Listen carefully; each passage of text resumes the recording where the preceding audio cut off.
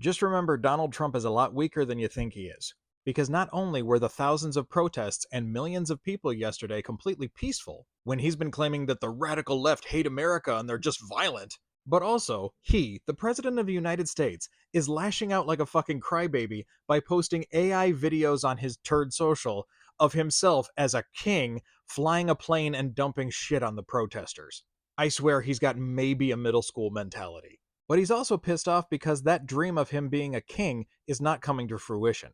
But a recent appellate court of 3 judges, one of which was actually put on the bench by Trump, and none of them were put there by Biden, unanimously rebuked Trump, saying that it was illegal for him to deploy troops into Chicago. And the original judge who put the order in place said that she was profoundly concerned that the federal officials were violating her orders. Because while Trump is trying to frame it that every single person who speaks out against him is part of an insurrection, the court said political opposition is not rebellion. A protest does not become a rebellion merely because the protesters are advocating for legal or policy changes, even if they use civil disobedience as a form of protest or exercise their Second Amendment right to carry firearms, because that's all within the law. Also, even if a protest does have sporadic or isolated incidents of unlawful activity, that does not mean that all of the protesting is a rebellion.